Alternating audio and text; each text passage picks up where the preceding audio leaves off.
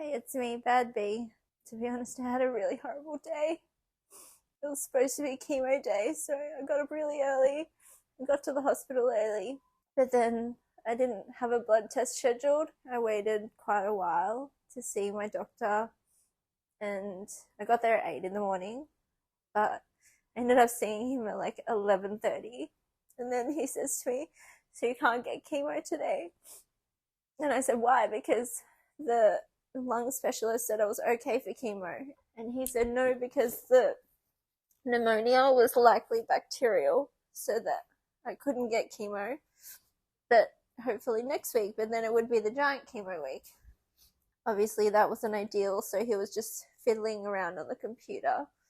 And then he goes to me, "So do you want to get chemo today?" And I said, "Yeah, I do." So he got a blood test, and all of my results are good. So my CRP was within normal limits, and my white blood cell count as well, so it was okay for chemo.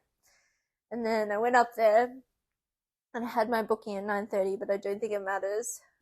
And it took about an hour and a half just to get a space for chemo because it's pretty busy there. I drank heaps of water and an onigiri, like a rice ball, for lunch.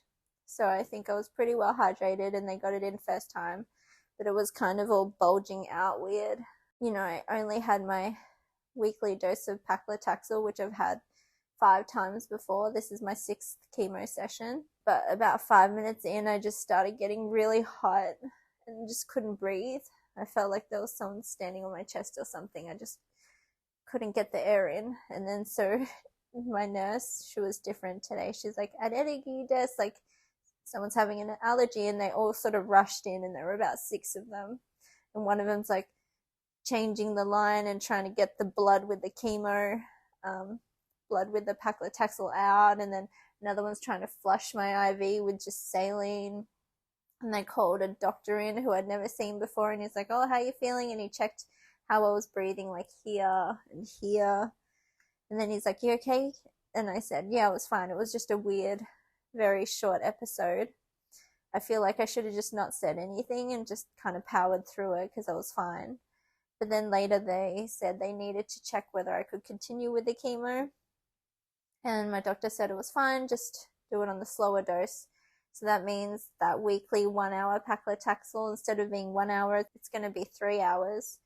And then if I have giant chemo day, which usually takes about 3 hours all up, it's going to be 6 hours or probably longer.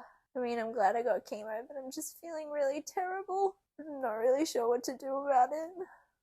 I think it's just one of those things, like the chemo sleepies, like just get kind of chemo cries now and then. I just feel like I need to cry for no reason. He said I might get pneumonia sometime, but I'm gonna just check for symptoms.